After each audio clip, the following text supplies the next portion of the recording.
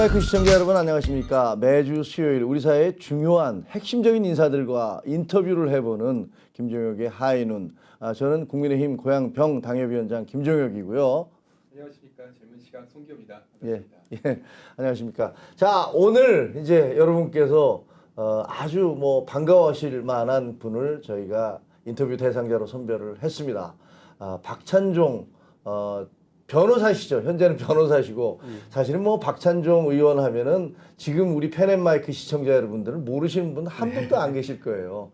서울시장에도 출마하셨었고 또 대선 후보로도 혁혁한 하여튼 그 공을 세우셨던 그런 분들인데 그래서 우리 용암님은 찬종이 큰형님 이렇게 얘기하시고 그 다음에 왕돈이님은 30년 전쯤 대구공항에서 박찬종 의원을 본 적이 있어요. 그 다음에 원희님은 박찬종 대표님 반갑습니다. 사모님이 저희 엄마 친구시더라고요. 어머니 친구시. 그렇게 돼 있고 용암님은 또 우리 꽃미남 종영님 최고. 아유 감사합니다. 제가 또 꽃미남이 됐네요. 알겠습니다. 자 오늘 이제 우리 박찬종 변호사님 저한테는 사실 박찬종 고문님 저하고는 한 30년 이상 제가 취재기자로 만나서 정말 많은 걸 배우고 있는 우리 정치 멘토이시기도 한데요. 박찬종 변호사님을 만나 뵙고 말씀 들어보도록 하겠습니다. 자, 박 변호사님 어떤 인사 말씀 한번 해주시죠. 예. 정규제 TV가 요즘 아주 시련을 겪고 있는데 저는 안전뱅이 용 쓴다고 정규제 TV를 열심히 성원하고 있습니다.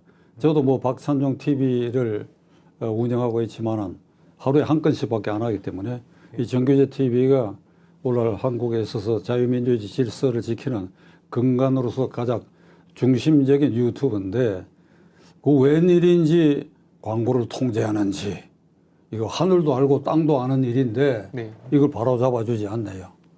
바로잡아지기를 기원하고 오늘 이제 송 대표 젊은 분 만나서 반갑고 내가 정신이 바짝 든다고. 내가 이 맞손자가 31살이거든. 저랑 동갑입니다. 네. 그러니까 이게 아주 이제 완전히 세대교체 대상이 돼. 시청자 여러분, 이 김종혁 이분은 제가 국장이라고 부르는 이유가 아까 30년 전 인연이라고 하는데 정치부 기자 차장 이럴 때 저를 취재했어요. 그 저를 취재한 뒷이야기가 굉장히 많은데 그 정말 오래간만에 이렇게 만나서 이거 제가 미안하기 짝이 없습니다. 아유 무슨 말씀? 감사합니다. 제가 죄송합니다. 그리고 시청자 여러분 어떻게 보면 이제 우리 세 사람이 종규 씨는 젊은 시각 아시다시피 젊은 시각 30만 유튜버 젊은 보수 유튜버고요. 저는 이제 중견의 어떤 보수라고 할 수 있고 또 우리 사회의 원로이신 우리 또 박찬종 선배님을 이렇게 모셔서 어떻게 보면 노장청 이 3대가 모여서 지금 이제 우리 사회 문제에 대해서 얘기를 하고 있는 셈이어서 사실은 저도 마음이 굉장히 뿌듯합니다. 그래서 오늘 하여튼 이 시간 즐겁게 진행해 보도록 하겠습니다. 자, 고모님 이제 시작을 해보죠. 어떻게 보면 이제 50년, 30대 정치를 시작하신 거 아니었습니까? 제가 처음 국회의원 입후보한 게 71년이니까 만 32세. 32세, 30대 초네. 나와가지고 낙선했어요. 김영삼 대통령하고 붙었죠. 네, 그러니까 낙선이 예정된 선거에 나가거든요. 낙선이 예정된 선거에 나갔는데도 일단 후보가 된 이상 최선을 다해야 되겠다.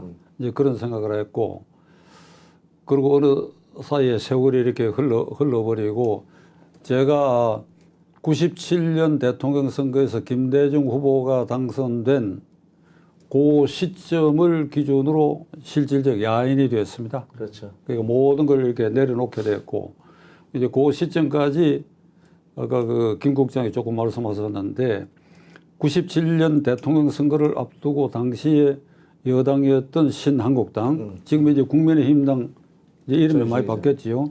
거기에 97년 1월부터 그 당의 대통령 후보를 뽑는 그 직전 과정에 있어서 제가 좀 개면적인 얘기입니다만은 당내 대통령 후보 지지율 1위를 계속 유지했어요. 그런데 당내 1위뿐 아니라 여야를 통틀어가 좀 민망하지만은 김대중 후보까지를 포함해가 내가 1위를 한 10개월 동안 유지했는데 이게 당내 경쟁 룰이 지금은 완전히 개방체제지만은 그때 아주 폐쇄적이야. 이 얘기를 하면 아주 끔찍한 얘기인데 이거 생략하겠습니다. 그래서 97년 대통령 선거를 계기로 그 후에 완전히 야당대가 DJ, 노무현, 이명박, 박근혜, 문재인까지 전부 저를 도와달라고 그랬어요. DJ도 대통령 되고 나를 들어오라고. 그때 들어갔으면 그때 같은 시기에 DJ 당으로 간 그 이인재, 이만섭 그 부대들이 갔는데 그 이만섭 국회의장. 의원이 거기 들어가가지고 그 당의 비례대표가 되고 국회의장이 됐어요. 네. 그래서 좀 뭐 외람되고 민망한 얘기인데 제가 그때 같이 갔으면 DJ 정권 아래서 국회의장 아니면 총리가 그 예약된 자리. 근데 이거 다 제가 포기해 버리고 지금 말씀드린 것처럼 문재인 대통령 때까지 도와달라고. 알겠습니다. 안 도와달라고 하는 사람이 없어. 다 내가 중립적 입장에 섰고. 자, 그럼 작년 저도 기억이 3월 납니다. 왜냐하면 1997년 때 제가 신한국당 출입기자였는데 1월 1일 날 그 여론조사에서 그때 당시 제가 기억하기에는 그 대선 후보 1위가 박찬종 그때 고문이셨어요. 근데 하여튼 정치라는 것들은 우여곡절이 많구나라는 생각을 하게 되는데 김 국장이 기억하시기가 그런데 97년 1월 1일자 전국 45개 신문방송사의 여론조사에서 1등이야. 그러니까요. 하여튼 뭐 어찌된 셈인지. 그래가지고 여야를 통틀어 1등이야. 네. 그 여당 안에는 압도적이고 민망하게도 DJ보다도 앞서고 이래갖고 1월 1일 날 아침에 97일 1일 아침에 그 국립현충원에 이제 참배하러 갔더니 그때 청와대 어떤 수석 비서관이 나보고 뭐 그때 내 느낌으로는 약간 빈정거리는 투로 어째 전부 곳곳에서 1등입니까 그러더라고.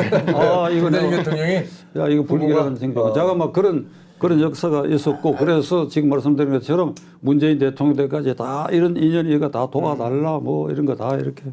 알겠습니다. 이제 저희가 질문할 게 많으니까 좀 이제 3월 스피디하게. 9일 대통령 선거에 그건 얘기 내가 해야 되겠어.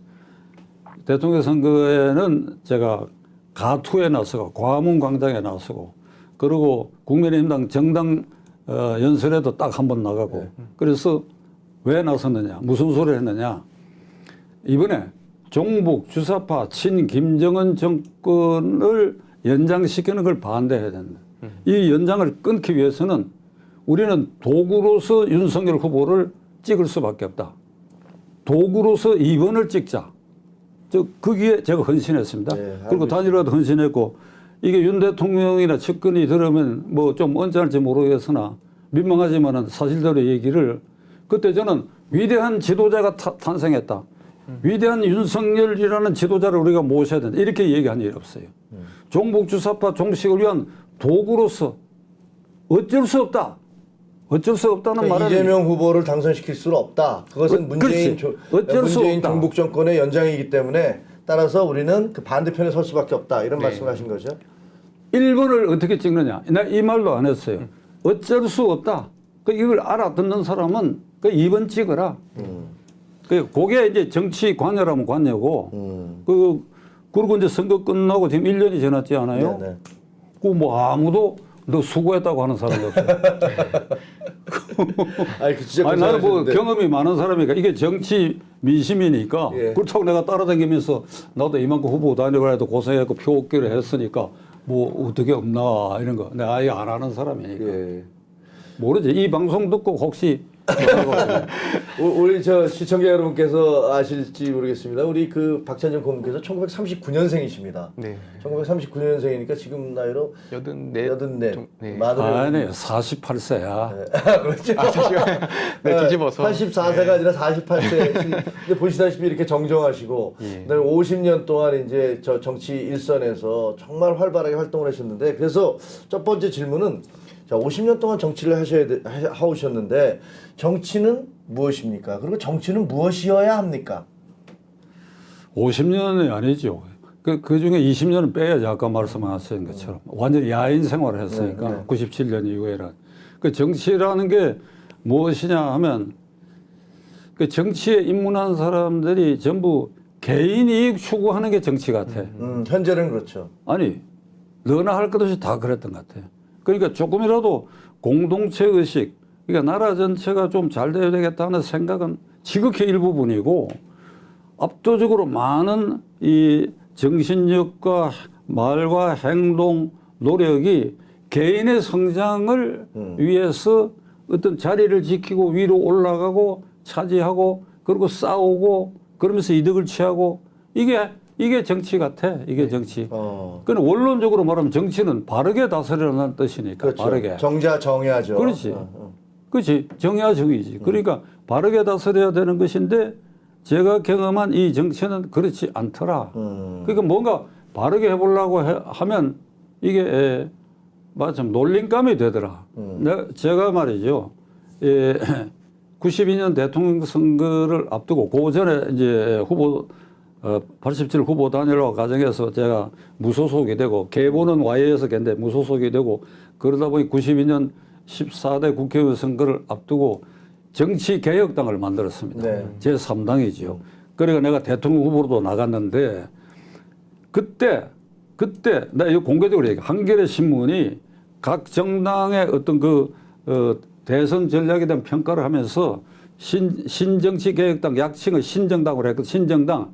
사기정당이라고 해서 사기정당.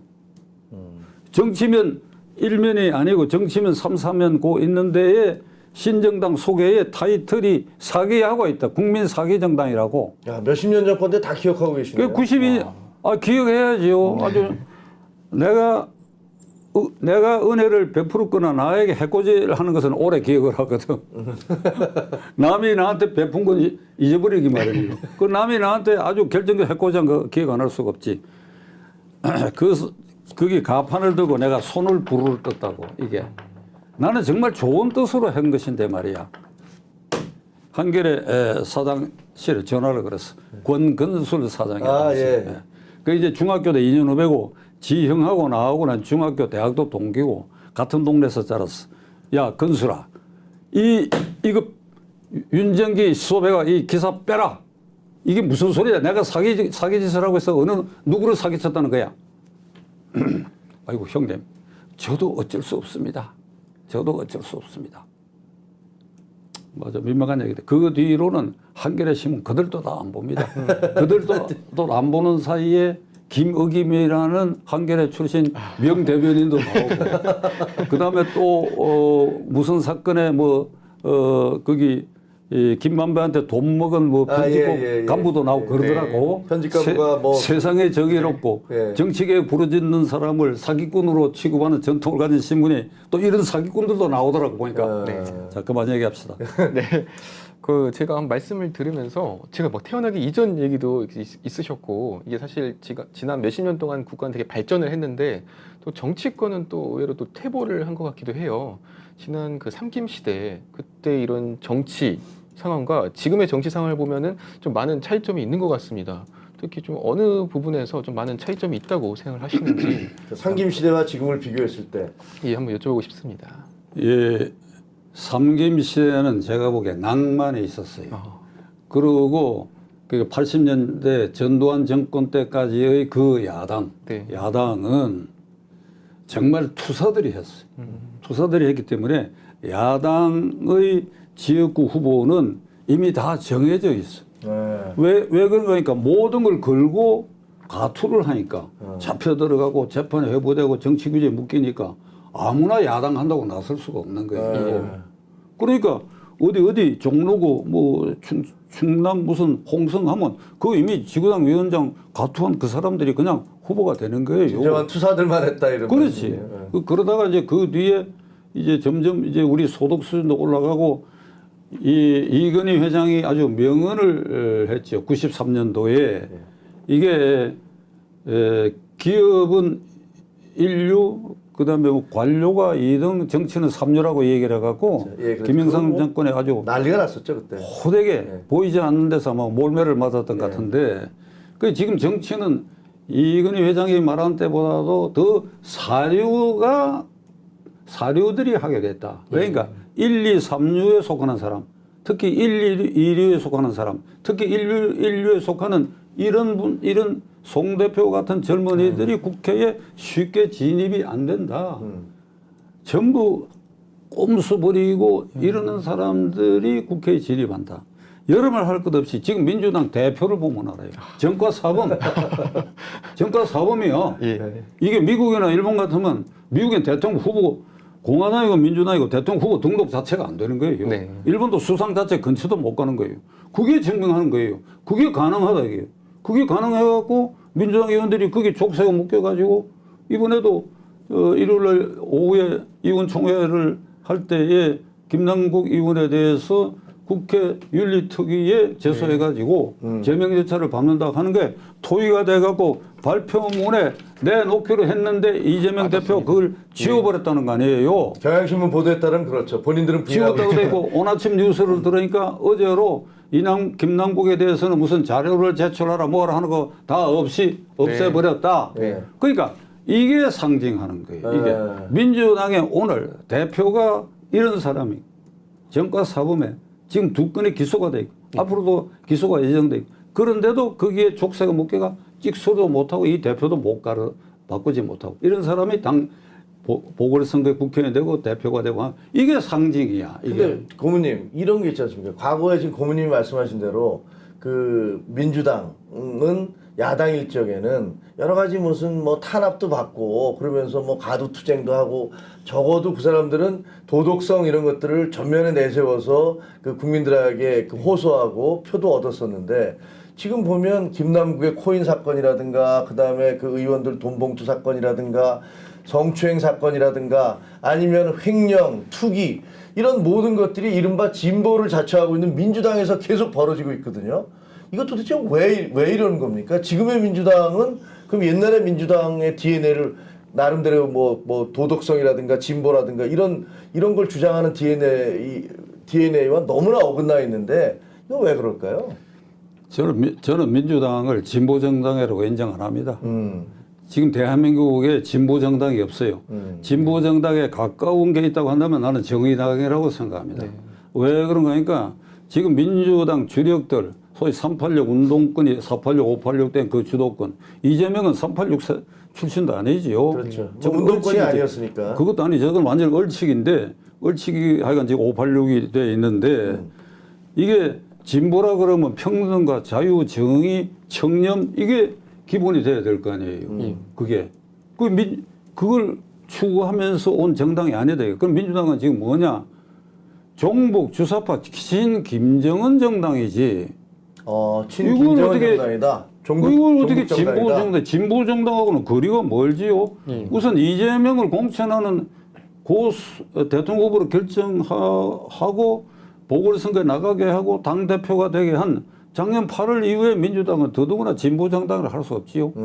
썩고 병들고 이게 퇴장해야 할 세력과 사람들인데 그걸 어떻게 그러니까 이 진보라고 말하는 것은 이럽니다. 한명숙 총리가 대표적인데 리듬이 있어요. 우리 민주 진보 진영은 이렇게 얘기합니다. 우리 민주 진보 진영은 그래요? 그러니까 그러면서 너희는 수구 꼴통이다 그러거든요. 그런데 해먹을 거 다 해먹고 까먹을 거 값다 오고 그러면 종북 주사파 친 김정은이라고 하는 거 이것도 나는 허구에 찬 거라고 생각합니다.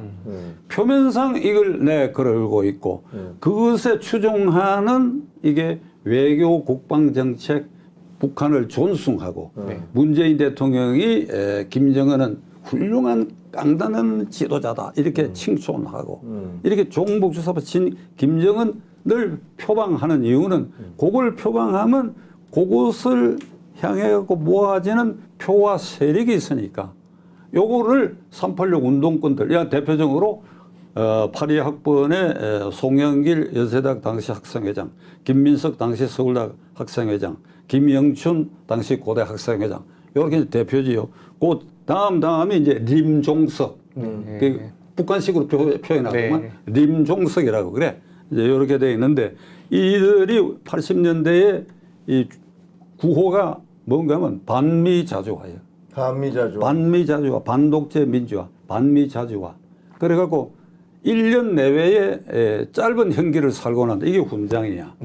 이걸 갖고 국회까지 들어왔기 때문에 반미자주화 노선에 서야 되고 그러다 보면 종북 주사파 친 김정은 세력이 이 홍보에도 그게 이제 휩쓸려가 있는 것이기 때문에 이들을 진보라고 절대 할 수가 없다고. 그런데 네.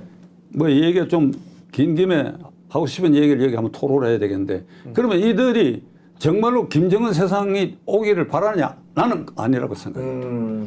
이게 내가 함부로 말하기는 좀 그렇지만 이석기 같은 사람은 그걸 바랄지도 몰라요. 이석기.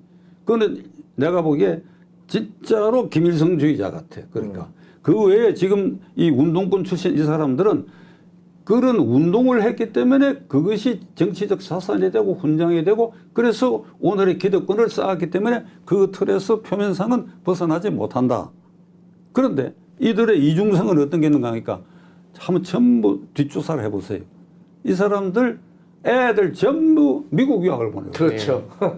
미국 아니면 뭐 김두관 씨 같은 사람 뭐 스위스나 영국 전부 거기를 보내고 있어요. 옛날에 박원순 돌아가신 저 서울시장도 뭐 그래. 윤미향, 종군 할머니들 그 앵벌이한 윤미향까지도 전부 미국의 고급 학교 사립학교에 등록금 많은데 다 보내고 있어요. 아니, 반미 자주화를 하면서 왜 미국에다 보내는 거예요? 그러니까 반미 자주화는 이렇게 해석합니다. 그것은 명분이고 겉으로 낸 구호고 실속은 친미다 이거야.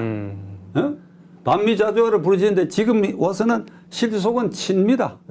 아마 그 중에는 돈을 벌어가 미국에 아마 갖다 놓은 사람들도 꽤 있으리라고 나는 생각해요. 그 자신감 여차하면 미국으로 가겠다. 이들이 그동안에 돈 번 거 어마무시하잖아요. 돈.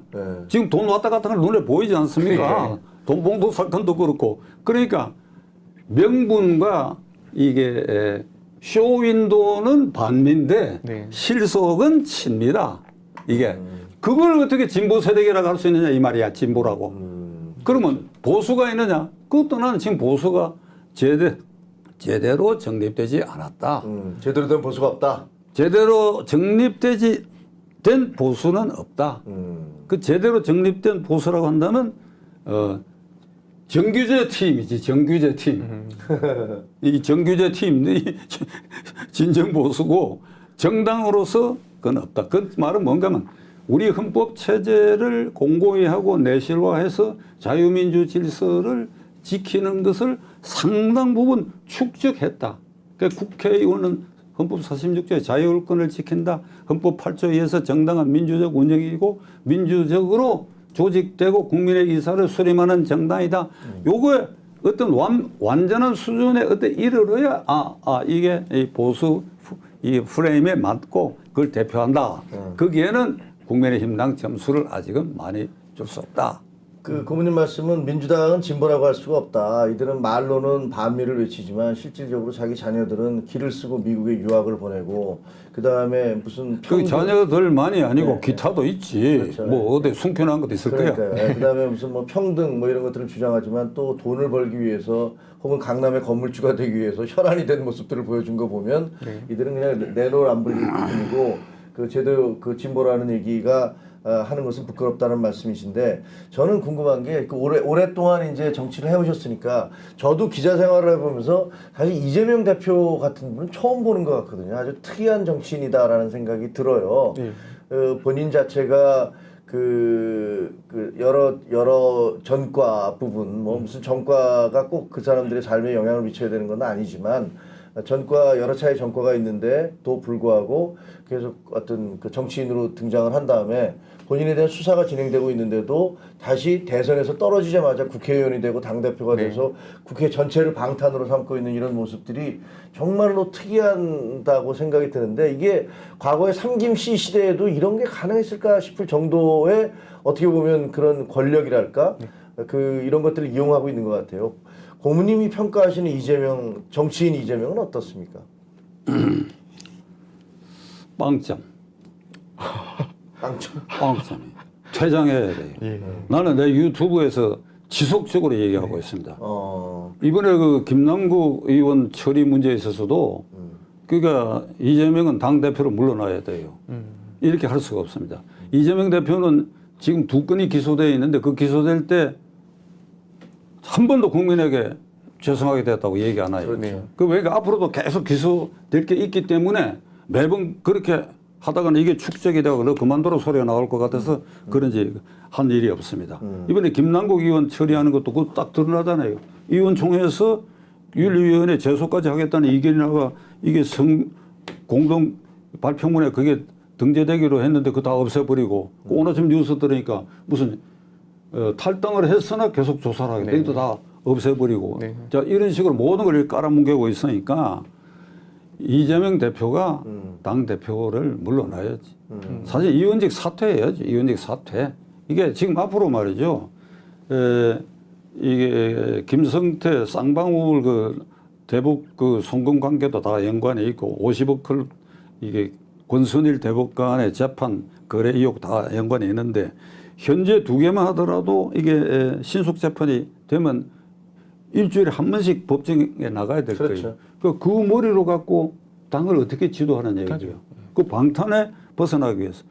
저도 전두환 대통령 때 고대합 시위 사건으로 질식법 위반으로 불구속 기소돼 가지고 1심 때까지 재판을 38번 한 일이 있습니다.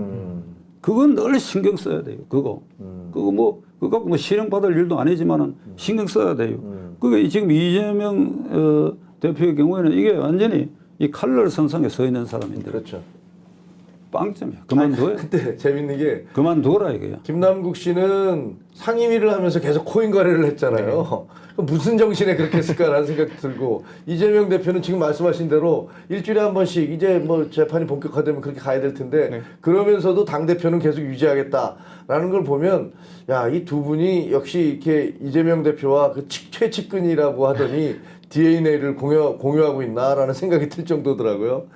김남국 의원 얘기가 났으니까 네. 김 국장이 말씀하셨으니까 김남국 의원의 코인과 관계된 일련의 그 행위가 사법처리 대상이 되는 부분은 어제 그저께 검찰이 6개월 전에 네. 압수수색 영장 2차례 기각된 거 이제 영장 발부받아가 조사가 들어갔으니 그건 조사를 해야 되는데 현재 드러난 것만 갖고도 그는 국회에서 물러나야 돼요. 왜 그런가 하니까 국회의원이라는 게 국사를 돌보기 위해서 국민들이 뽑아놨더니 하는 일이라는 게 회의장에 앉아서도 이걸 들여다보고 어떻게 해야 되는지 그 자리에서 벌떡 일어나고 화장실이나 대기실 자기 말이죠. 그러니까요. 거기 가서 뚝뚝 친 게 요게 참 이 언론이 무서운 것이 거기 딱 나오거든. 회의장에 있었던 시간 들락날락한 그 시간대에 요게 또 거래를 했다. 이 두들긴 요 시간 코인 두들긴 요 시간하고 딱 대비된 게 나와 있단 말이에요. 그 뭐 머리 전체가 이 코인 이 거래는 24시간을 해야 된다 그래. 그렇죠. 새벽에 무슨 일이 일어날지도 모르고 밤중에 그러니까 거기에 골몰을 하다 보니까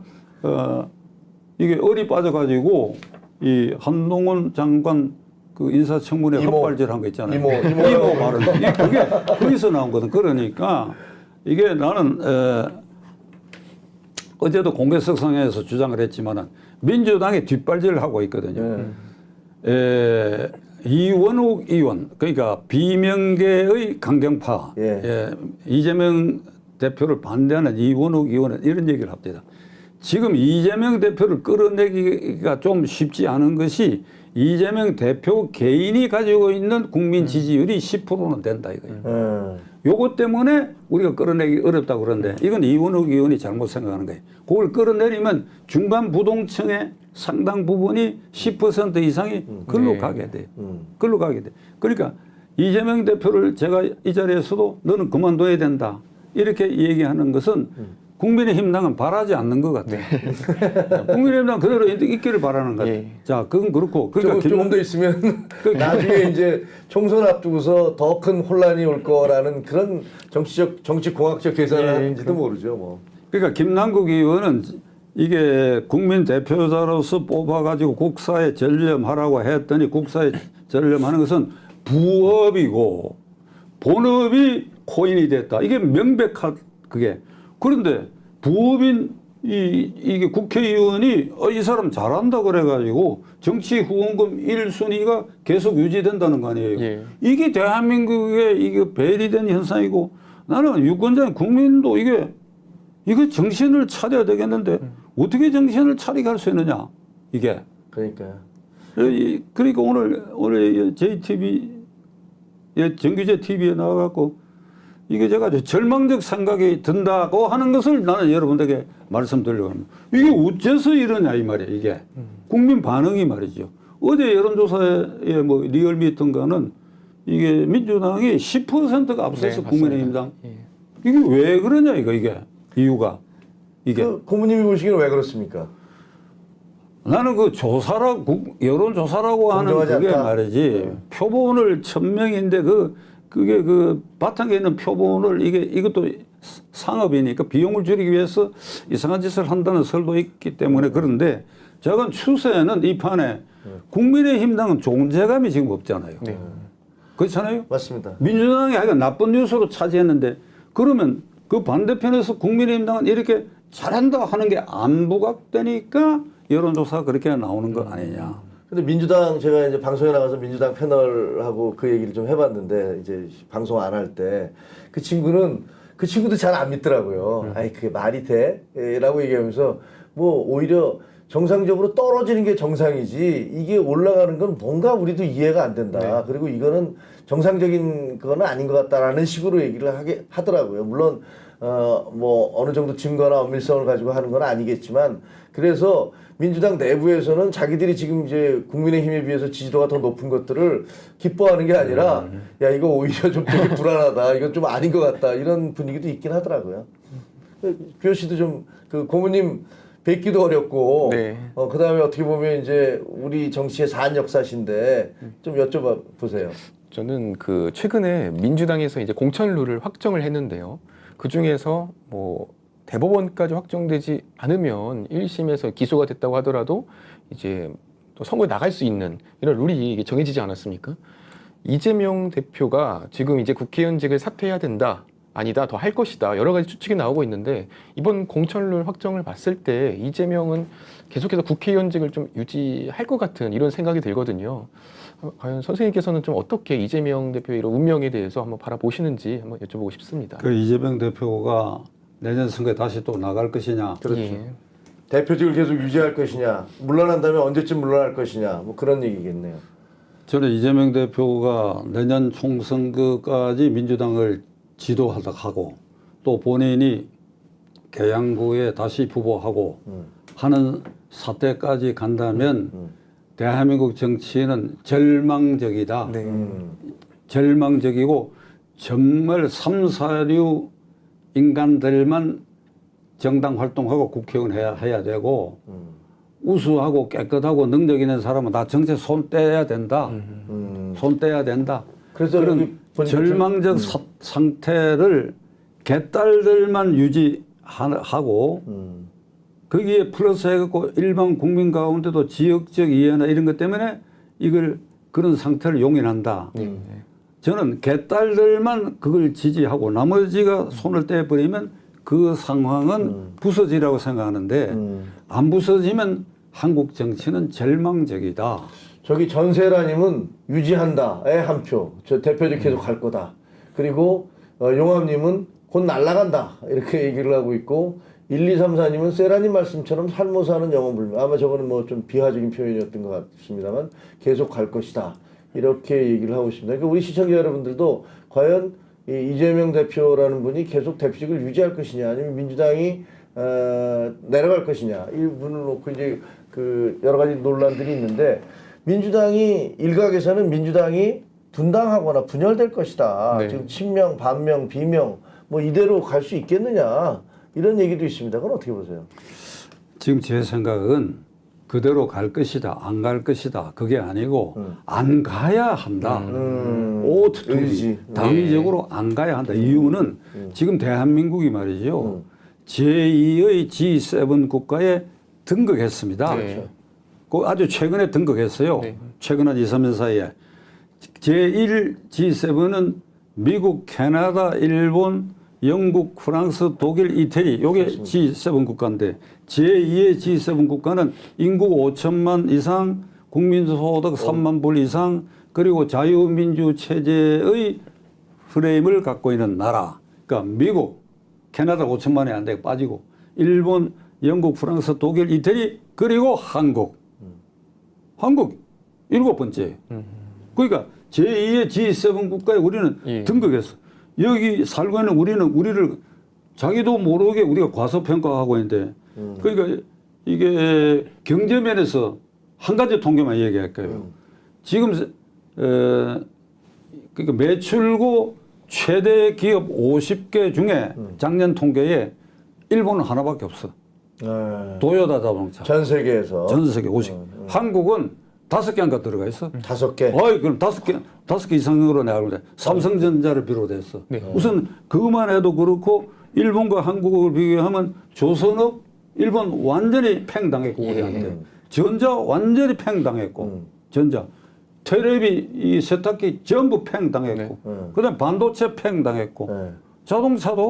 자동차 도요타의 한 품종만 그렇지, 이 한국 자동차가 구라파 국제시장에서 미국보다도 점점 앞서게 됐다. 이게. 예. 그렇게 생각하면 우리가 일본을 이렇게 지금 내다보게 생겼단 말이죠. 그러니까 이런 G7 국가에 우리가 등극했다고. 이 등극을 저는 확인시켜 준 것이,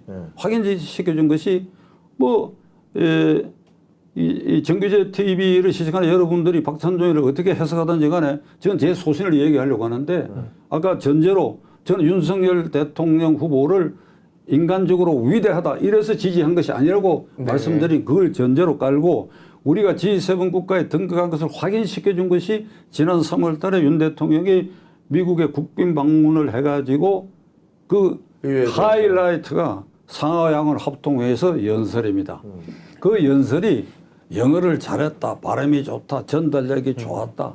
이게 아니고 그 전체적 분위기 그리고 대한민국 국가원수가 세계 G1 국가의 이 국회의사당에 와서 한 그 태도, 자세, 억양 이게 완전히 압도해버렸다. 완전히 압도해버렸단 말이야. 거기다가 이제 뭐 영어도 발음도 좋고 전달력도 좋고 그건 부수적이고 그렇죠. 완전히 압도했다고. 이렇게 압도해가지고 예를 들면 그 중에 하나는 예를 들면 텍사스 어스틴에 삼성전자가 얼마를 투자하고 어디를 투자하고 요걸 설명할 때 삼성이 텍사스 어스틴에 투자했다 그러니까 텍사스 출신 상원의원 한국에다 왔다 간 오소포 상원의원이 의석에서 여기요 이러니까 딱 대통령 이래 가지고 박수를 유도하고 하는 이 전체가 바이든도 놀라고 미국 언론도 놀라고 미국 정치인도 놀라고 미국 국민들도 놀랐다. 이거는 코리아 요 작은 나라가 이게 완전히 G7 국가에 등극했구나. 우리가 만만하게 볼 수 없구나. 이걸 계기로 나는 윤석열 대통령은 미국에 대해서 일본에 대해서도 할 말을 하고 줄 건 주고 받을 건 받고 예를 들면 후쿠시마 원전 그 단순 시찰이 아니다. 그거 우리도 검사를 해봐야 된다. 이렇게 당당하게 나가고 하는 틀을 이제 만들어 놨다면 그러니까 여기에 좀 민망한 얘기인데 윤석열 지금 이 화면에 윤석열 여기 뜨고 이재명 띄운 거 하면서 이렇게 한번 비교해 봅시다. 이거 어떻게 받아들여야 돼요? 이게 물건입니까? 이게 대통령 감이냐 이 말이야. 이게 안 되죠. 그 송 대표 내 말에 동의 안 하는 것 같은데. 아니 전적으로 이게 대비해 보라고.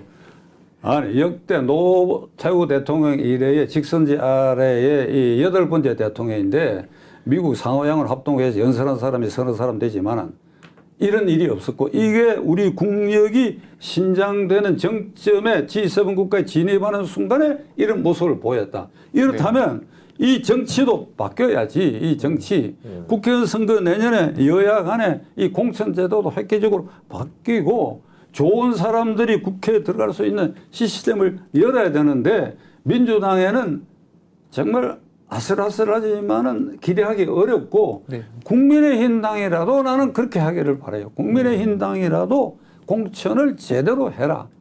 만일 국민의힘 당이 공천 제대로 안 하고 잡음이 생기면 내년 선거 또 망치게 됩니다. 그 공천제도 말씀하셨으니까 어떤 식으로 개혁을 지금 소선거구제는 1987년 육공화국이 시작된 이래로 88년 선거에서부터 받아들여져서 지금까지 오고 있지 않습니까? 그런데 그거에 대해서 여러 가지 논란도 있고 찬반이 계속 진행되고 있는데요. 지금 공천 개혁을 말씀을 하셨으니까 공천을 제대로 해야 된다는 건 너무나 당연한 말씀이고 그 제도적인 뭐 그 개선도 필요하다고 보시는 겁니까? 지금 소선거구제 바꿔야 됩니까?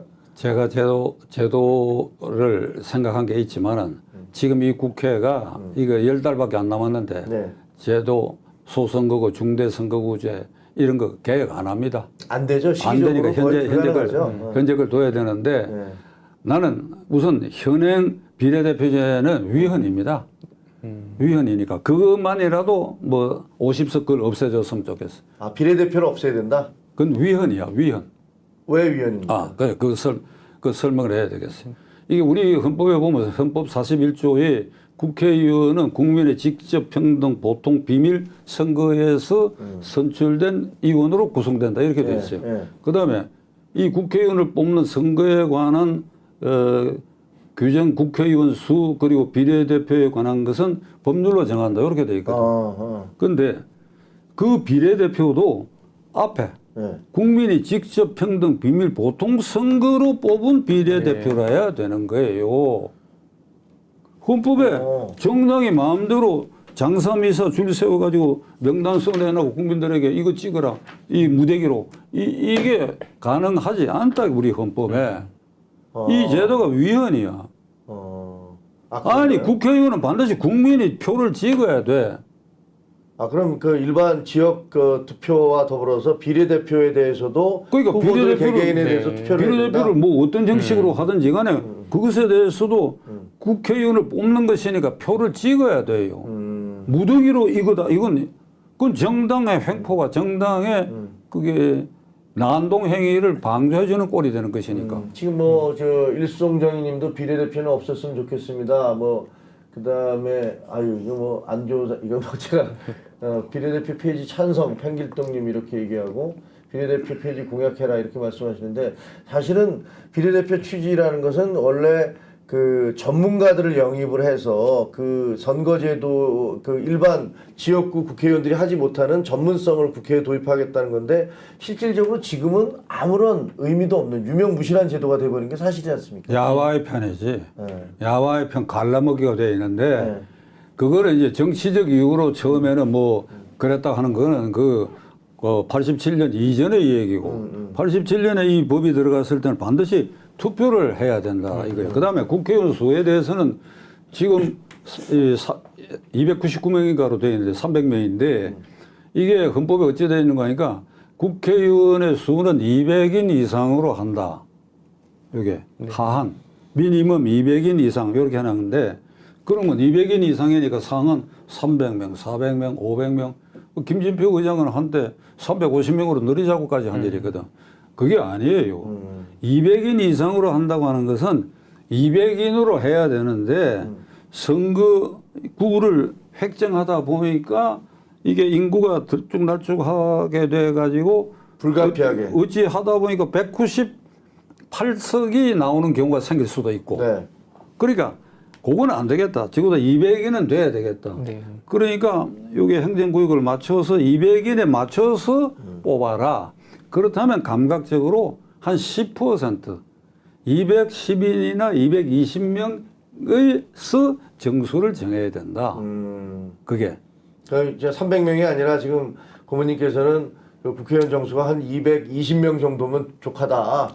그리고 비례대표는 없애야 된다. 이렇게 비례대표는 생각하시는 없애야 된다. 비례대표는 위헌적인 것이다. 제가 요것만 해갖고도 내년 선거를 치르면 이 국회는 어느 정도 그런 점에서 어중이 떠중이 들어가는 게 상당히 막아질 수도 있다. 지금 비례대표 보세요.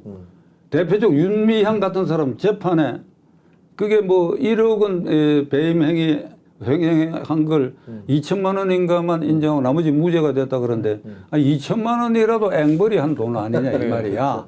그러고 나서 수요 집회 다시 나와갖고 지난 3년의 세월을 내가 이게 말이지 각고와 인내의 세력을 지내는 동안에 여러분들이 도와줘서 이게 양심이 있는 이게 집단이고 사람들인지 이런 게 이제 비례대표다 이게 이런 게 이런 게 후한무치라는 단어가 생각나긴 하는데 그다음에 민주당에 양이원영인가 하는 그또 별난 여자가 있지 그게 탈원전 환경운동 하시는 분이죠. 윤 대통령이 뭐죠 미국에 뭐 그 30억 달러 투자하러 간다고 얘기하는 거 있잖아. 미국의 무슨 회사가 한국에 넷플릭스. 투자하는데 거꾸로 얘기했잖아요. 넷플릭스로부터 투자를 받아왔는데 왜 넷플릭스에 투자를 하느냐. 투자 유치라는 단어를 거꾸로 얘기를 하신 분이죠. 사과도 안 해요. 사과도 안 해요. 그게. 근데 그게 지역구 같으면 사과합니다. 지역구 같으면 뽑아준 사람이 있어요. 그러니까 비례대표도 국민이 찍어야 되는 거예요. 그게. 어떻게 보면 양이원영 이분은 또 김남국에 대해서 뭐라고 그랬냐면 우리 정당은 민주당은 너무나 도덕성을 강조한다. 이제 그거 좀 그만했으면 좋겠다. 이런 식의 톤으로 난 민주당이 도덕적이라는 얘기는 태어나서 지금 현재 그 모습을 보면 도덕의 기준을 도대체 법률 그 사전적으로 뭘로 보고 있길래 자기 당이 도덕적이라고 얘기하는지 도저히 이해가 안 되는데 하여튼 그런 식의 주장들을 많이 하고 있는 거죠. 그게 사실이라면 이게 민주당이 완전히 똥누더기가 된 걸 증명하는 겁니다. 민주, 진보, 세력이라고 하는 바탕에는 청렴, 도덕성, 평등, 이 가치, 평등, 정의 가치인데 이걸 왜 기준으로 하느냐 하는 말까지 나왔으니까 이제 막장까지 갔어. 그러니까요. 막장까지 갔고 이 사람들은 종북, 주사파, 친 김정은 세력이다. 이렇게 방송에서도 김 국장은 계속 얘기해요. 민주당을 진보당이라 하지 말고 종북 주사파 당이라고 얘기해야 돼요. 알겠습니다. 근데 그것도 표면상이고 실제로는 친입니다. 칩니다. 실제로는. 전세라님이 남국을 살린다고 손혜원이 뭐 설레발을 친다. 서울여원님은 손혜원도 슬슬 기어 나오네요. 뭐 이 얘기하면서 사실 손혜원 씨가 그 김남국 구하기 뭐 이런 거에 나서서 김남국을 다시 자기가 정당을 창당해서라도 국회의원을 다시 만들겠다. 뭐 이런 얘기를 하고 그때도 있으니까 비례 얘기를 하셨고요. 정말 국민들 입장에서 보면 복장이 터질 얘기죠. 아니 손혜원 전 의원이 그랬어요. 그렇게 얘기했습니다. 그거는 손혜원 의원한테 하나 아이디어를 줄게요. 이재명 사퇴시키고 김남국 대표 만드는 거다. 그러면 될 거 아니에요. 이거 41살에 청년 대표 내년 그때 국회의원 선거에 청년표 모으기 위해서 김남국 만세 부르라고. 네.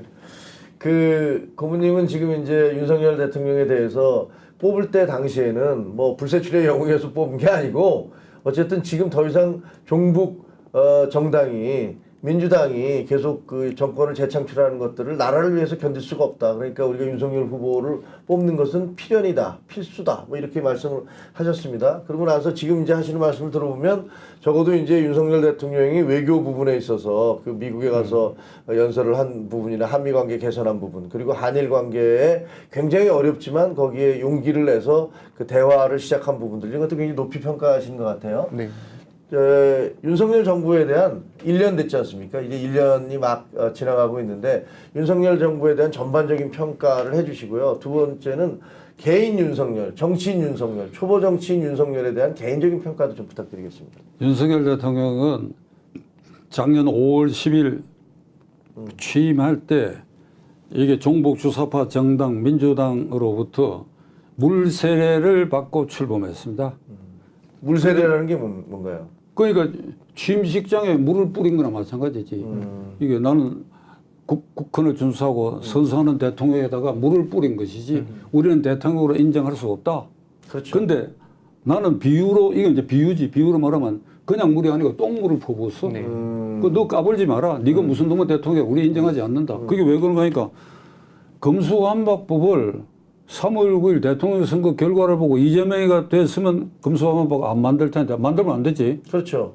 자기들이 검찰을 쥐고 흔들면서 그 칼을 이용해서 상대방을 정적을 공격하기 위해서 안 했겠죠. 그러니까 안 하는데 안 됐단 말이야. 안 되니까 그때부터 작전을 시작해갖고 잘 알려진 대로 민영배 위원을 꼼수 탈당시키고 위원적 절차를 거쳐서 그 법을 통과시켰는데 이게 5월 9일 자정까지가 문재인 대통령 임기입니다. 그렇죠. 5월 10일 0시부터 새 대통령이거든. 그리고 5월 9일 자정까지 임기가 끝났는데 그 30시간 전 5월 8일 오전에 비상국무회의를 열어가지고 국회를 날치기로 통과한 그 검수완박법을 의결 공포를 했어요. 그걸. 그러니까 이게 뭔가 하면 자 봐라. 네가 원하는 개혁에 관한 모든 입법 우리가 절대 용납하지 않는다. 그 양복관리법을 비롯해가 어제 간호사법도 결국은 거부권 행사할 수밖에 없거든. 네. 민주당의 계산은 간호사가 뭐 400만 명인지 그렇고 40만 명인가 그러고 요것만 계산한 것 같은데 의료법에 이게 대상인 의료 직종이 13개인가 돼요. 네, 맞습니다. 간호사가 40만인데 의사는 그보다 좀 못하지만은 간호조무사가 간호사보다 훨씬 많아요. 76만 명인가 그렇죠. 많고 무슨 치과 기공사도 있고 뭐또 이렇게 다양하게 있는데 이게 민주당은 이게 40만 표를 노리면 된다. 그리고 윤석열 대통령이 거부권 행사할 것이다. 거부권 행사하면 간호사를 바보 취급한다. 이러면 독재자다. 이걸 모으는 방법으로 했는데 해보니까 이게 지금 별로 숫자상으로 수지가 안 맞은 것이고. 그렇죠. 근데 이걸 62년에 제정됐으니까 직역이 많이 확대됐으면 이걸 의논을 해야지요. 의논을 아니야.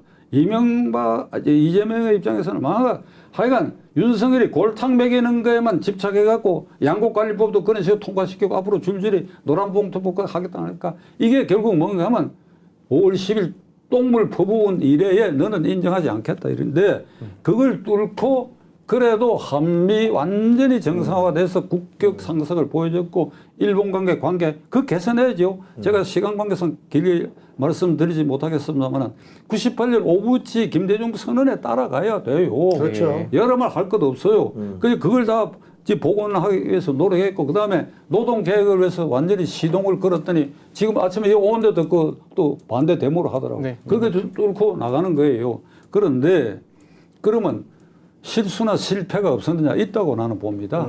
그러니까 그게 기본적으로는 윤 대통령의 그 체질, 스타일, 그게 뭔가 검사 체질. 그렇죠. 그러니까 검찰총장에서 이 대통령 직진했기 때문에 저는 유튜브를 통해서 늘 우스개 삼아 얘기가 대통령직을 직선제 대통령직을 유지하는 한 바람직한 대통령은 국회의원 경험이 있고 그다음에 낙선 경험이 있어야 된다. 낙선 경험. 김영삼, 김대중, 노무현, 이명박 다 낙선 경험이 있어요. 네. 낙선 경험이 있으면 본인과 가족 전체가 표가 무섭다 하는 걸 이게 아주 본능적으로 네. 자각하면서 살아가거든. 네. 근데 그게 전혀 없이 직진했거든. 네. 그러니까 검사 체질이라고 하는 거는 질문만 하는 자리입니다. 그렇잖아요. 박 의원님도 검사하셨잖아요. 나는 병아리 검사를 해요. 병아리 검사 6년 하고 이게 체질이 안 맞으니까 변호사 개업하고 이제 떨어지는 선거부터 나가기 시작했는데 그러니까 검사 체질이라고 하는 것은 질문만 하니까 피고인이나 참고인 불러가지고 당신 그날 저녁에 누구하고 만났어요? 술 먹었어요? 돈 봉투 받았어요? 받은 돈 봉투 어떻게 했어요? 어제 말하고 오늘 하는 말이 왜 틀립니까? 이렇게 묻는 직업인데 그 당사자 피의자나 참고인이 검사님은 왜 그런 걸 질문합니까? 이렇게 못합니다. 그렇죠. 그것만 하던 버릇이 있으니까 어떤 일이 벌어졌느냐. 임기 초에 검사공화국이라고 하는 누명을 썼어요. 요거는 제가 전영식 대표하고 오래전에 여기 한번 나왔을 때 그거 내가 설명한 바가 있는데 이게 비판신문 내 기억으로는 경향신문 같은 데서 일면에 요렇게 바둑판처럼 요렇게 쪼개가지고 한동훈, 이노경 법무부 장관, 차관, 원희룡, 권영세 뭐 쭉쭉쭉쭉 이렇게 하고 그다음에 금관위원장 법조인이다. 뭐 하고 쭉 이렇게 해놨더라고. 네. 그게 국회의원 경력자들은 이미 그 탈색한 사람들이야.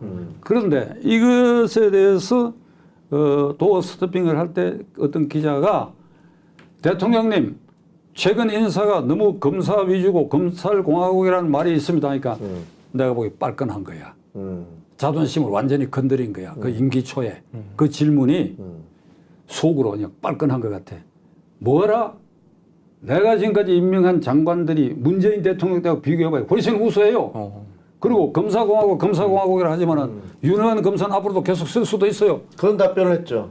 이게 요 며칠 전에 취임 1주년을 맞이해서 어떤 비판 신문에 요걸 독선적이다, 일방적이다 하는 예를 이걸 들더라고, 이걸. 그러니까 이게 출발 때 이게 비판자들에게 그냥 깊이 이제 각인이 돼 있는데 저는 이게 윤 대통령이 이제 많이 탈색했다고 봅니다. 많이 탈색했고. 학습을 했군요, 그러니까. 1년 그러니까 동안.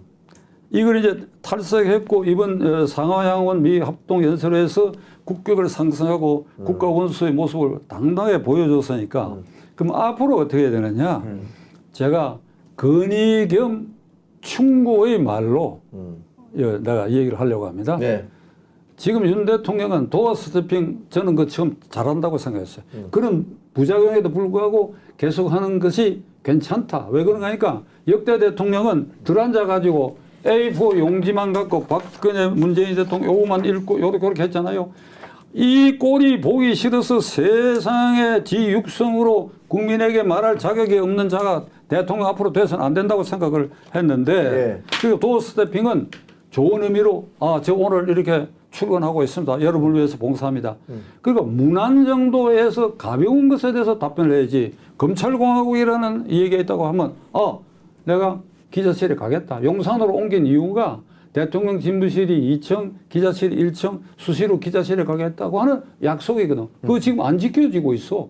안 지켜지고. 그러니까 이런 문제를 내가 1시간 뒤에 기자실에 가겠다고 거기서 기자들에게 설명을 하고 이랬으면 하나도 문제되지 않을 일이 이렇게 되어버렸단 말이에요. 그러니까 자 지금은 1년이 됐으니까 이런 걸 다 일단 참고로 해가지고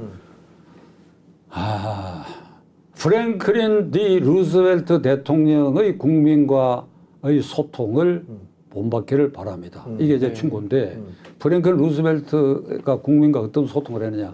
1933년 취임했을 때 공황이 아주 심화되어 있을 때요.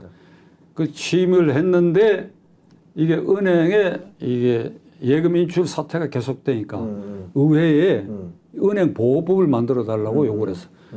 이게 미 행정부는 법안 제출권이 없고 예산은 편성 제출권이 없습니다. 그 국회에다가 위임해놨기 때문에 그 국회가 은행 보호법을 통과시킨데도 여전히 인출 사태가 계속되는 어느 날 3월 초에 백악관 집무실에 앉아가지고 그때 텔레비 시대가 아니니까 라디오 마이크를 통해 전국 방송망을 통해서 이른바 노변정담. 노변 담화 연설이 아니고 요 앞에 사람이 있다 생각하고 아주 중3 학생이 알아들을 수 있는 그런 어휘를 사용해서 국민들에게 설명을 해서 어떻게 했느냐.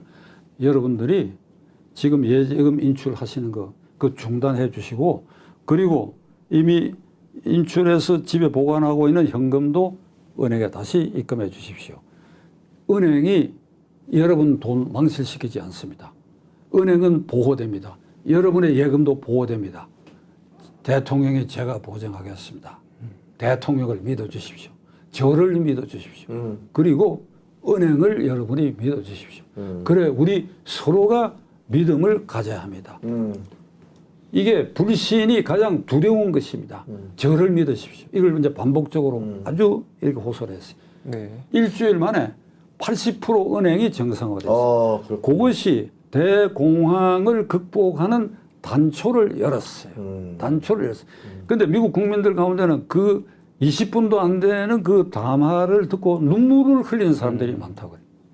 저는 어떤 기록에서 그걸 이렇게 보고 저도 눈시울이 뜨거워졌어요. 저는 한국 사람이고 그게 벌써 80년 전 일이지만 눈시울이 뜨거워진 게 우리에게는 아직 그런 대통령이 없었거든. 그런 대통령이 없었단 말이에요. 그러니까 그리고 루스벨트는 수시로 기자실에 가고 단일 주제로 얘기를 해요. 오늘은 은행 예금에 대해서 얘기하기 때문에 그것만 얘기해요. 그 기자들이 딴 질문해서 말하기 쉬운 것은 대답을 하고 아니면 그거는 내가 다음에 얘기하겠다고 그러고 이런 과정에 이제 극복을 하니까 역사상 4번 당선된 대통령 4번째는 3개월 만에 별세했으니까 실제로 12년을 재직했는데 이게 이제 처음도 압승했지만 두 번째, 세 번째는 뭐 공화당 후보가 그거 뭐 있으나 많아요. 막 압도적으로 되는데 그래도 선거 때 되면 이제 비판자들이 어떤 비판을 하는가 하니까 부인과 아들이 무슨 전용기를 타고 다니는 그 시비를 걸었는데 애견을 안고 국가 자산인 이 전용기를 사용했다. 예산 낭비다. 요런 이제 이 반대당, 그러니까 공화당 측에 비난이 있었다고 그래요. 그러던 어느 날 백악관 기자실에 그 강아지를 안고 대통령이 나타났어.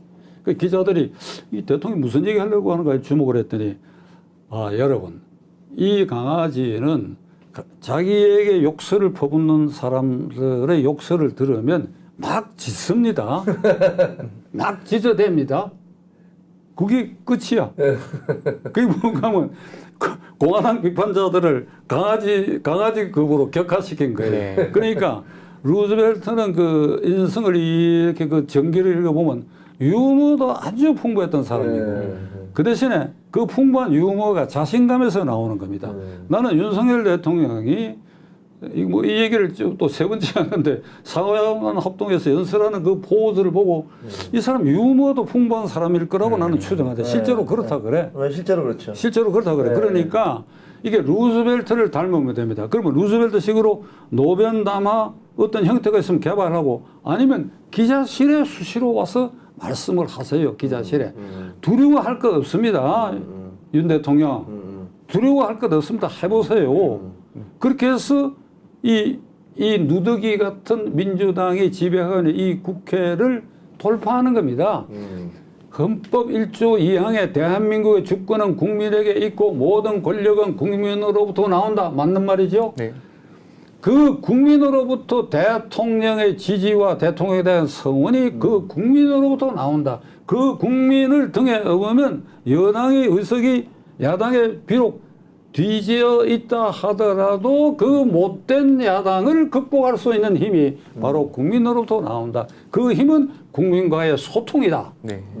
저 김현금 님이 윤 대통령 적극 지지합니다 하면서 교포한 사람이 교포신가 봐요. 아까 뭐 화요일 프로 얘기하신 거 보니까 아마 시차 때문에 그런 것 같은데 교포한 사람으로서 5년 동안 문재인이 미국에 대해 실망시켰지만 윤 대통령 국회에서는 세계 사람을 깜짝 놀라게 했어요. 아마 미국 현지에서 그 대통령의 연설을 보는 그런 그 우리 교포들의 그 마음이랄까 이런 것들은 좀 색다를 거라고 생각을 합니다. 역시 마찬가지로 제1교포들도 그동안은 문재인 정부와 그 저 치하에서 무슨 뭐 토착 외군이 뭐니 이런 거 하면서 한일 관계가 너무나 나빠졌을 때 일본에서 살기 정말 힘들었다고 해요. 근데 이번에 이제 한일 관계가 개선이 되면서 또 이제 히로시마의 G7 그 회담에 가서는 그 기시다 총리와 같이 가서 기시다 총리가 우리 한인 원폭 피해자들 위령비 앞에서 이제 고개 숙이는 이런 모습들을 보게 되면 아마 우리 제1교포들도 훨씬 삶이 과거와는 좀 달라지지 않을까 이렇게 생각이 드는데 시간이 좀 아쉽지만 이제 거의 다 끝나가기 때문에 우리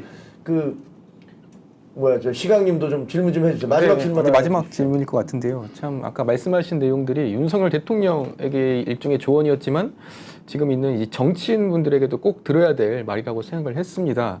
특히 그 지금 이제 국민의힘이 이제 또 내년에서 총선에 관련해서 여러 가지 또 전략들이 필요할 텐데 제가 듣기로는 저희 그 선생님께서 이전에 비례대표의 번호를 또 받으셨다가 또 스스로 포기하신 자기 희생을 하신 이런 사례를 또 들었거든요.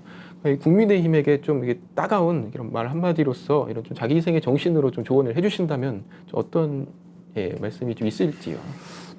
국민의힘당 윤 대통령 입장에서는 이제 루즈벨트를 담는 노력을 하면 금상첨화가 된다는 이런 얘기입니다. 제 얘기는.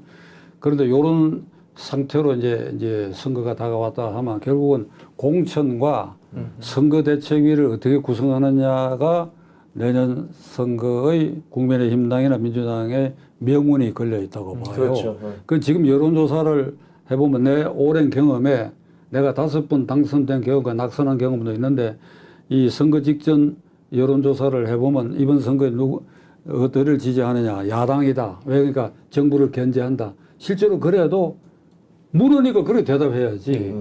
정부 견제하고 있어 야당을 지지한다 그럴 수 있지. 그런데 각 지역구 다 사정이 있으니까 선거 막바지에 가면 공천 후유증. 네, 맞습니다. 그 다음에 당사자들의 실언 이런 것이 선거에 집중적으로 영향을 주는데 나는 윤 대통령이 지금 제가 건의한 그대로 잘 나가고 그리고 국민의힘당은 뭐 앞으로 썩 잘하기 어려울 거예요. 김기현 대표의 리더십을 갖고는 썩 잘하기 어려운데 그저 국민의힘당은 점수만 안 까먹고 이렇게 가가지고 선대위와 지역구 후보 또 이 비례대표 내가 없애자고 한다고 해서 없어지겠어요? 그 비례대표가 있다고 그대로 유지된다고 한다면 여기에 어떤 전략적 공천을 하느냐가 국민의힘 당으로서는 그게 말하자면 과반수 획득하느냐의 명운이 걸려 있는데. 명운이 걸려 있죠. 자, 그럼 조금 구체적으로 얘기할까? 네. 이거 미리 얘기하는 꼴이 되는데, 뭐 내가 뭐 제3자니까 지금 현재 기준으로 누구 눈에도 TK, PK나 수도권에서 이게 현역 의원 국민의힘당 가운데 그 사람은 별 하자도 없고, 그러니까 거기 그 당연히 공천될 것이다. 요렇게 여기는 좀 영향력이 있어 보이는 의원 가운데 5명 이상이 자진해서 공천 반납해야 돼요. 자진해서. 그 다음에 비례대표가 안 없어질 겁니다. 그러면 국민의힘 당에 18번까지 된다 이러면 19, 20, 21, 22, 21, 22 이쯤에 명망가를 거꾸로. 네. 거꾸로. 옛날에 김대중 전 대통령이 자기 스스로 공천 후순위로 가서 비례대표에다 넣었던 적, 승부수를 던진 적이 있죠. 15대 때 14번으로 갔고 그 당시 이쪽 당에서는 내가 21번으로 갔지. 내가 21번으로 갔지. 그때 고모님도 그 1번 아니면 뭐 앞순이었는데 2번이었는데 네, 이회창 박찬종인데 네.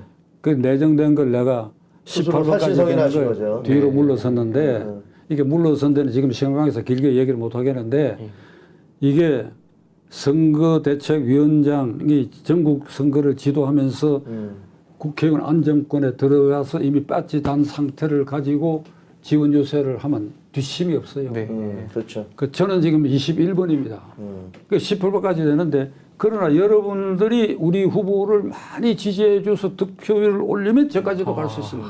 이게 먹혀 들어가는 거예요. 네. 그러니까 다시 돌아가서 국민의힘 당에도 어떤 명망가가 가령 18번까지 되는데 19, 20, 21번에는 이게 이런 30대 여성 비례대표는 뭐 여자 남자 섞어 한다니까 를 앉히고 그 다음에 명망에는 남성을 앉히는데 그 후보로 내가 지금 여기서 얘기해도 될까? 뭐 본인 개인 의견이시도 상관없죠.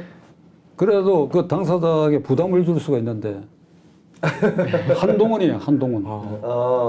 한동훈. 한동훈이가 자신을 완전히 희생하는 겁니다. 오히려. 명분은 이번 선거에 국민의힘 당이 미호나 과반수가 안 되면 여러분 지난날 보셨지요. 종북 주사파에게 3년 뒤에 있을 정권 넘어갑니다. 이걸 막아야 되겠습니다. 저 국회의원 될 생각 없습니다. 그러나 제가 이 번호를 받아가 최선을 다해서 저까지 되도록 노력해 보겠습니다. 비례 후순위로 가서 전국 지원 유세를 나가라 이런 얘기네요. 그러고 현재 지역구를 가진 사람 가운데 그 사람 이름도 내가 여기 얘기할 수 있는데 오늘은 안 할게요. 한 7명 정도는 불러서서 수도권에 투입이 돼요. 지금 서울 시내에 말이지 48개 가운데 국민의힘당 국회의원이 말이죠. 서초, 갑을, 강남, 갑을, 병, 송파, 갑을, 용산밖에 없어. 네, 8개죠. 내가 15대 국회 때 선대위원장 할 때 이게 비례대표를 그렇게 뒤로 물려갖고 했을 때 서울 시내 47개 중에서 27개입니다. 27개. 그랬었죠. 숫자가 말해요. 근데 표차가 놀라지 마시오. 500 내지 1000표요. 간발의 차이로 결정됩니다. 예를 들면 서울 시내가 그렇고 부천에 김문수 후보가 나온 자리에 박지원 하고 두 분이 붙었잖아요. 세게 붙었는데 내가 그 지역에 가서 그냥 집중적으로 지원했는데 1000표 차이로 김문수 후보가 맞아요. 됐어. 김문수 스타의 등장이 그때였죠. 김문수. 내가 요거까지 공개하는 건 좀 민망하지만은 개표 끝나고 난 아침에 이제 당사의 대책위원장실에 앉아 있으니까 한 10시쯤 김문수 당선자가 쏙 들어오더니 그 카페트 방인데 이 절을 하더라니까. 큰절을 했다고요? 선배님 감사합니다. 야, 그 천표 차가. 그러니까 이런 전략을 오늘 이 방송을 들으신 대통령 측근과 김기현 대표 등은 이거 참고를 해야 되고 종북 주사파 정권과 세력을 중단시키고 다음 정권에서도 막는다고 하는 이 절체절명의 큰 과제에 김기현 대표 정도 되면 내가 울산서 다시 국회의원 하는 거 중요합니까? 김 국장. 안 중요하죠. 그 큰 가치를 위해서 내가는 대표까지 된 사람이야. 그러면 거기 울산은 좋은 사람, 이런 젊은 사람 내보내고 자기는 수도권에 다니면서 제가 왜 이번에 국회의원을 포기했는가? 예를 들면 한 7명 그런 사람이 나와야 되는 것 중에 하나 예를 내가 들었습니다. 너무 이상한 얘기하지 마시고 본인들이 나머지 기분 안 좋을 거. 나머지 6명은 금년 연말에 날 불러줘요. 아주 이름 찍어가지고 내가 그 사람들 물러서라는 운동하고 돌아다닐 테니까. 알겠습니다. 어떻게 보면 이제 지금 말씀 들어보면 희생, 헌신 이런 것들이 있어야 된다. 보수의 어떤 희생과 헌신이 있어야 그걸 통해서 국민들이 감동하고 유권자들이 감동하고 그래서 우리가 총선에 승리할 수 있다는 아주 굉장히 소중하고 고귀한 말씀 해주신 것 같아요. 근데 고모님 저도 저 당협위원장인 거 아시죠? 고향 병의 당협위원장인 거 선거 아시죠? 나가셔야 됩니다. 뭐, 오늘 처음 듣네. 오늘 저는 그러시면 안 되지. 김 국장도 그 포기해. 저는 나와보지 못하는 김 사람이에요. 국장은 돼야 돼. 김 국장은 돼야 돼. 아마 고모님께서 지역에 와서 유세를 해주시지 않을까. 그 지역에 내가 지원하러 갈게. 그러니까 그렇게 생각이 드는데. 도움이 될것 같습니다. 자 오늘 하여튼 시청자 여러분 어떻게 보셨습니까? 뭐 대개의 경우에 저희 댓글이 뭐 후보들이 나오시면 반대되는 분들의 글도 많이 올라와요. 그래서 뭐 조금 읽어드리기가 민망한 그런 경우도 있는데 저는 사실 이거 다 읽어보거든요. 하면서도 계속 수시로 읽어보는데 오늘 같은 경우는 정말 한 분도 네. 그렇게 그 부정적인 댓글을 달지 않으시고 우리 박찬종 고모님에 대해서 아주 좋은 말씀도 또 아까는 저는 깜짝 놀란 게 바바리 코트 입은 기억이 너무 멋있어서 그 기억이 난다 뭐 이런 얘기도 하시더라고요. 하여튼 오랜 시간 동안 우리 사회에 원로가 너무 없습니다. 그래서 원로가 굉장히 중요하지 않습니까? 보수는 특히 전통과 질서, 법 이런 거 저희가 소중하게 여기잖아요. 그래서 앞으로도 우리 이제 고모님 종종 모시고 우리 원로의 어떤 전국 진단 하지만 원로지만 저희 장년 혹은 우리 청년 보수들이 생각하지 못하는 것들을 생각하는 정말 젊은 보수 우리 박찬종 고모님 다음에 또 모시도록 하겠습니다. 오늘 긴 시간 동안 시청해 주셔서 감사합니다. 감사합니다. 네, 감사합니다. 감사합니다.